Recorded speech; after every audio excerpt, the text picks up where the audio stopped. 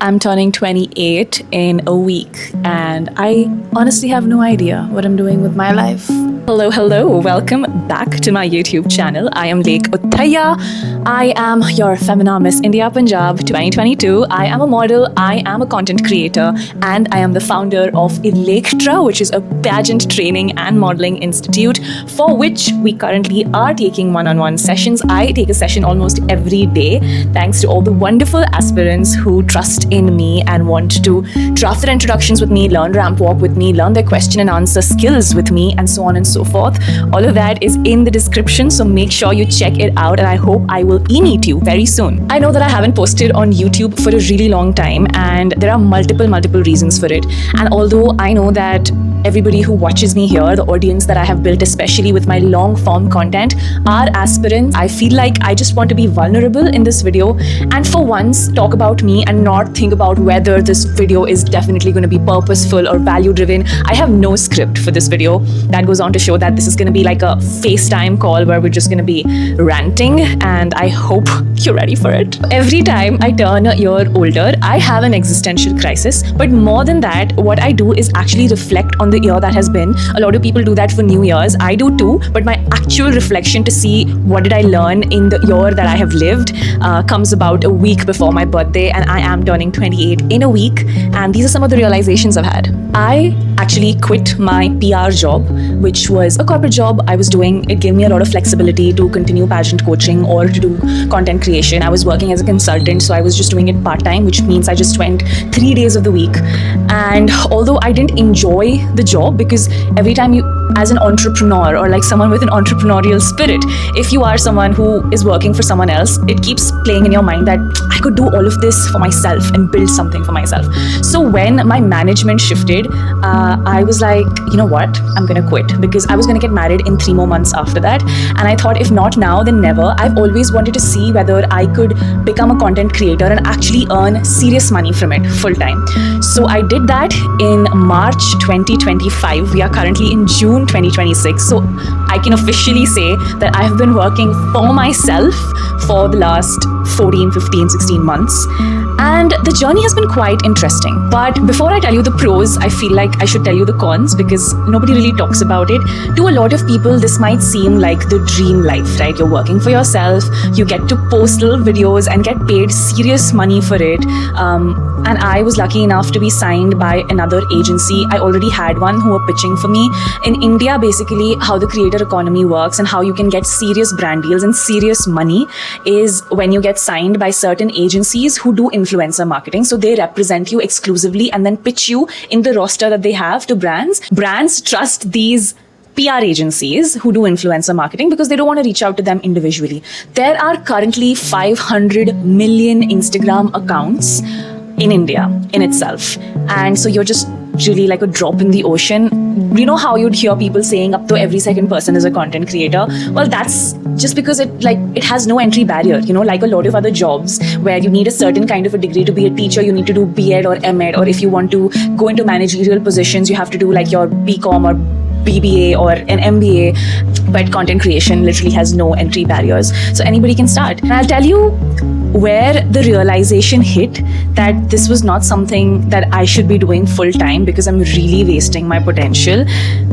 I recently did a brand collab for like Miragio. Okay, it was a bag brand. In fact, I got this for YouTube Shorts because I have an audience here as well, thanks to all of you, and also the cross posting I do for the content that I post on Instagram.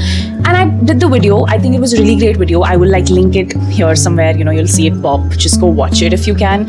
Just like to help me in the comments to understand, what did you think about the quality of the video? You know, did it sound convincing? As a brand, would you have liked something like that? I think I did a brilliant job. And 1 month later, they asked for insights. Now this is the hardest part, because branded videos in general don't do as well as organic videos do. But I send them the insights, and then I get calls from that agency telling me that it hasn't performed well. They want me to cross-post this on Instagram because they are not going to be able to justify to their brand managers, like the Miragio brand. Why would they be paying me like 45, 50K for that when, you know, I haven't been able to get enough views on it? And to be very honest, by now, I've stopped taking that kind of guilt that they throw on you, because you are not coming with a guaranteed number of views, and a lot of the times scripts are not flexible enough to accommodate an original storyline. They want their product really quick in the first 3 seconds. They want to give a lot of points about the product and give very little leeway to be able to make the content yours. And by now I know that if they want it to reach a certain amount of people, let's say they want to show 100k views on a certain brand reel, you should be taking boosting rights from me so that you can boost that video, you can run partnership ads on that video. Don't leave that on me and make me feel shitty. When that happened, I was going through a bad day in general. One of the things is that you can never take a sick leave. Because when you're working for yourself, one sick leave means that you just lose out on that much work, or like that much of work piles up the next few days. No one can cover for you and stuff like that because you are the creator, you are the person on camera. And I just remember crying to my partner and saying, how am I just reduced to a metric? How is Lekh Uthaiah, a girl with so much to offer, just reduced to someone with views? Like, I'm just another account, and I'm defined by the kind of views I get and nothing else. Because it's a lie when you really think about it. Am I really working for myself? No, I'm working for brands. Brands pay me and I'm at their mercy. Anything they say goes. And now even if I get that 45k credited into my account, I'm not going to feel a thing. I'm not going to feel great about it. If I was doing this for the money, I would have never left the corporate job. I'm pretty sure that I would have gotten multiple promotions. For the longest time, whenever I have discussed certain difficulties that I deal with while working for myself, with my brother, just all of the anxiety attacks that I get because of too much of work piling up and me being able to wanting to do all of them really well, he's always said that, Didi, I feel like you struggle with ADHD and I think you need to get yourself checked. And for the longest time I put it off. I do believe in therapy, but I just felt like if I get diagnosed, and honestly I had a lot of signs of someone who has an attention deficit disorder, which makes a lot of things really, really hard for me. I felt like if that diagnosis came back as positive, then that's all that would define me. I am like a all or nothing sort of a person. So I felt like I would attribute everything, even if there was actual laziness, I would attribute it to my ADHD. And so for the longest time I didn't. But a few months back, I went for it. I paid 10,000 rupees to this company called The Friendly Couch, and I had done my research on the kind of tests that you need to get done, and to see whether the money that you're paying, or what are the kind of tests that they're doing, are they disclosing it, are they according to international standards. I took the 1-hour online quiz. A lot of different metrics were tested, and almost 15 days later I got my results and I tested positive, of course. Now I know it sounds like I got tested positive for a disease, but I was pretty relieved, honestly, because I feel like ignoring it just made it worse. There was no medication that was prescribed, which is a good thing, which means I'm not really far off on the end of the spectrum. I'm somewhere in the middle. So cognitive behavioral therapy was suggested, but I told myself, you know what, this is it. Like, I just needed to know so that I stop attributing my paralysis that comes from wanting to do too many things and not being able to do them, and it feeling like the most difficult thing in the world, and people calling me slow. Like, I take my time to finish tasks, which is why I don't fit well in a corporate, because deadlines really stress me out. I am not able to adhere to them, etc. And I always thought there was something wrong with me. But then I was doing what I wanted for a whole year and I still felt massive paralysis. And that's when I realized that it was the ADHD, it was my brain dying, like really trying, because it's like I'm constantly changing gears, but my accelerator is in full force. If you drive, you know what I mean. Like, I'm accelerating, चाहे वो hill top पे जा रहा है, चाहे वो नीचे जा रहा है, and मैं gear randomly अलग-अलग time पे दबा रही हूँ, without pressing the clutch. And that's just the way I can explain my brain and how it works. And that made me realize my nervous system is a mess. I've had too many people in my life tell me too many things that I can be. That I can be an MC, I can be an actress, I can be a model, I do so many things. what that has done is made me believe that I can do all those things without keeping in mind that I've always been on the spectrum. And by the way, if you're curious, ADHD is not something you just happen to get in your adulthood because you scrolled through too much of Instagram. You will always have signs of it since childhood. And when there were those tests being done and I had to reflect on my childhood, a lot of those answers were yes. They just go undiagnosed because you have parents around you who kind of enforce, like, you know, for you to not fail or for you to not drop out and stuff like that. But if your brain would allow that, if it didn't have any reins, like, you'd be a mess from a very young age, and I would have been a mess from a very young age. But now that there are no more restrictions, I can see my craziness in all of its glory. You see this beautiful glow on my face because the sun is setting right there, like, and I can see the ball of sun go down. I live on the 10th floor and I live like on a hill. So, yeah, that's a pretty beautiful view. I keep getting distracted. One of the other cons that I realized in the profession that I am, that it's hella isolating. And when I went into it full time, I saw enough creators say that, you know, you need to be really comfortable with yourself and you need to enjoy your own company because this is an isolating job. And I thought to myself, easy peasy breezy, because I don't really enjoy too many people anyway. But there's a difference between being content with your own presence versus not having an option but be with yourself. And over the last year, I feel like I have really upped my social skills, going into like events all by myself, even though I don't know anyone, and learning to network because I really wanted to put myself in uncomfortable situations. In fact, my vlog channel, I will, you know, tag it somewhere here. It has one of the vlogs where I go to an event by myself, and I get so proud looking at that because Lekh from 2 years ago would never. There are multiple days at a stretch where my husband is the first person I see and the last person I see because I don't step out of the house. I mean, the max I do is go to the gym, but a gym is again a place where no one's really gonna talk to you, right? And I go at really odd times, like I'm like that mysterious person, you know, when you see someone at the gym at like 12 p.m, 1 p.m, and you're like, how do you think this person earns? You know, so like I'm one of those people who goes at like an off hour so that I get the gym to myself and it's empty and, you know, I don't have to like wait for equipment, etc.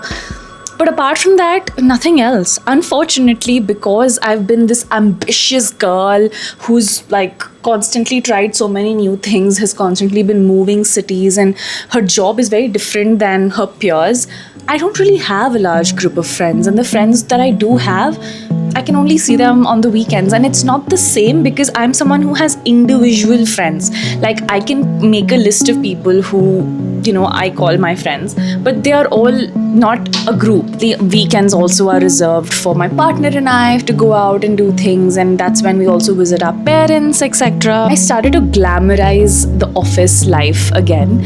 I started to feel like maybe that is something I should get back to. But that is not a good option because when I did talk to my office friends, you know, tell them that, hey, maybe I want to go back to a job again, not because the money is bad at content creation, but because it's so unstable. Like there could be a whole month that I don't earn anything. And then the next month I could earn enough for the next 3 months, you know. But then every month you're just confused how it's going to turn out, whether you're going to earn anything from it or not. And it's just, I can't live with that uncertainty because I haven't asked money from home from the age of 18. I take a lot of pride in that. So I started to put into perspective how much I would earn in a corporate space, whether that would fulfill me. The answer is 100% no. No corporate job really fulfills you. And most importantly, the idea, right? And now I don't know why this thought has come to my head, but it does not leave anymore.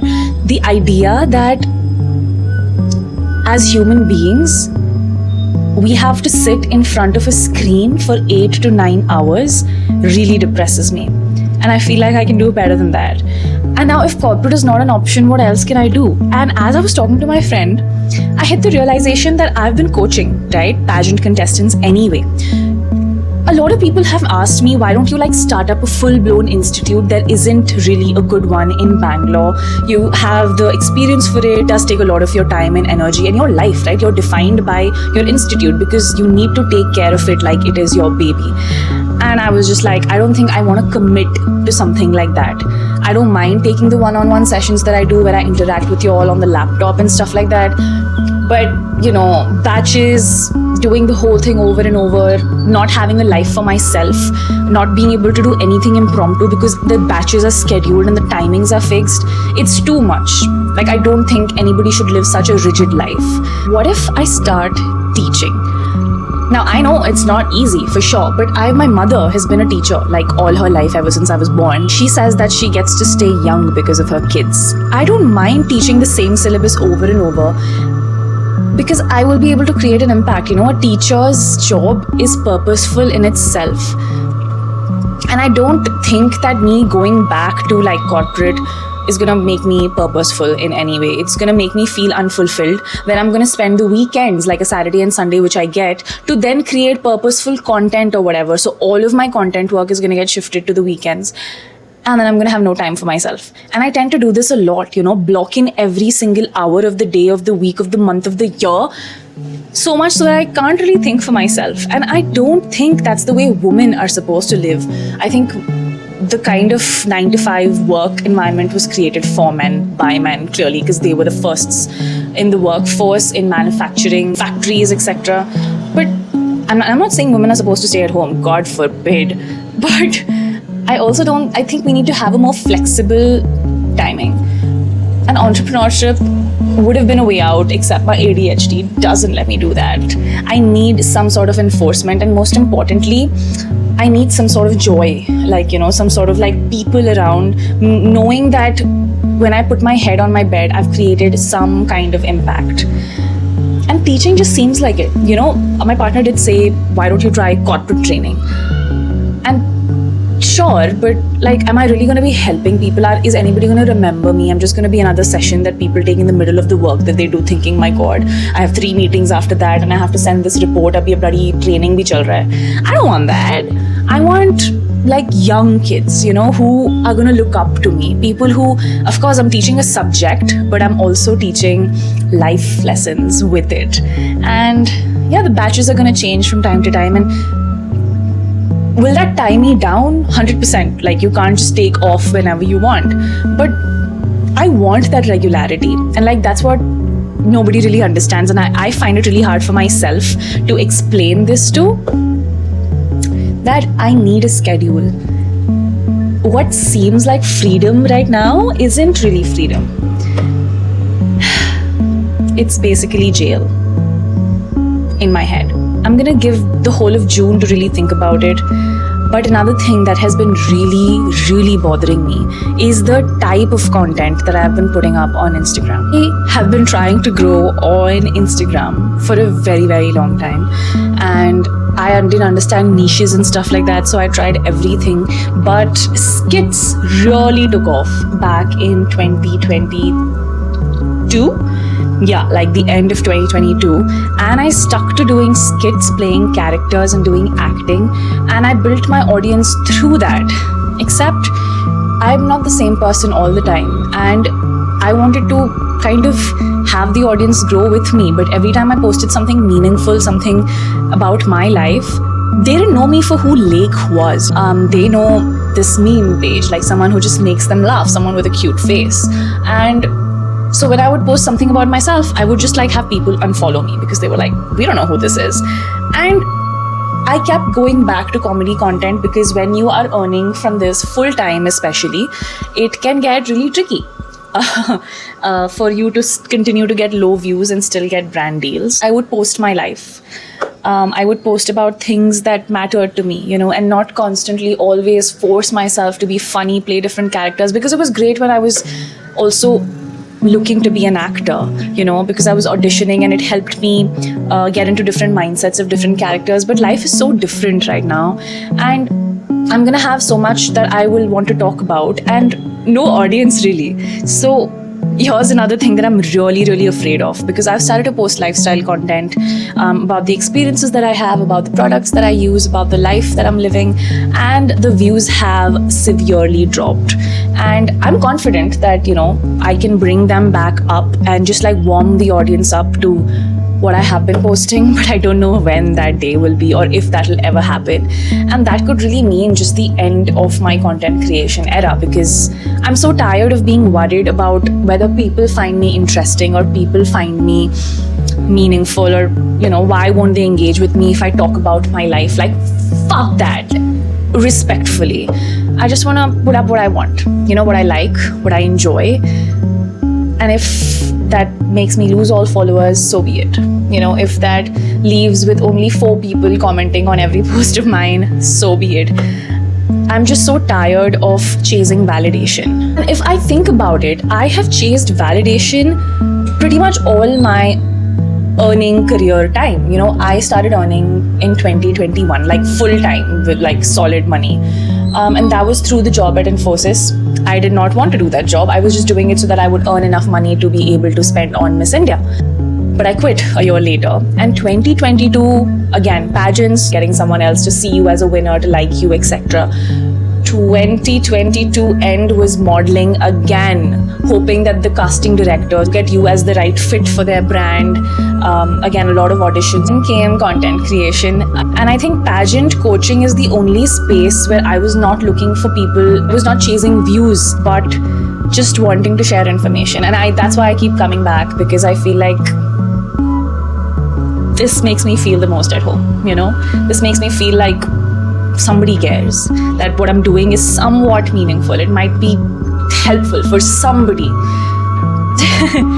But I'm just so done. I'm just so done chasing validation. I want to be able to live a life which feels purposeful, which is away from me needing 100, 200 people to constantly, double tap, and still be making some sort of a difference. I wish I just cared about vain things.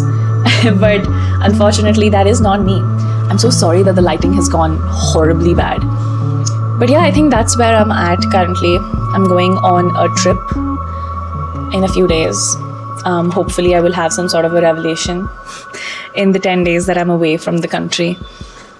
But yeah, thank you for watching so far if you did. I just needed to get a head start on YouTube, honestly, before I could start making pageant related content again. Yes, it is coming, don't worry, not every video is going to be a rant like this, but I don't know, I hope you watched so far. I don't think you really did, but if you did, maybe comment sunflower so that I know that you care, because I think that's another thing I've really been struggling with, thinking that people don't really care about what I put out. When you've built your whole life hoping that you're getting applauded and you're doing your best to be the performer, suddenly it just like starts to give you a very weird imposter syndrome. But yeah, I don't know where life's gonna take me in the next year. But yeah, let's hope that I kind of get closer to myself in the process and not further away. Do things that doesn't make me feel lonely. Be able to build a community of some sorts, because I don't think an isolated life is a life worth living. Okay, bye.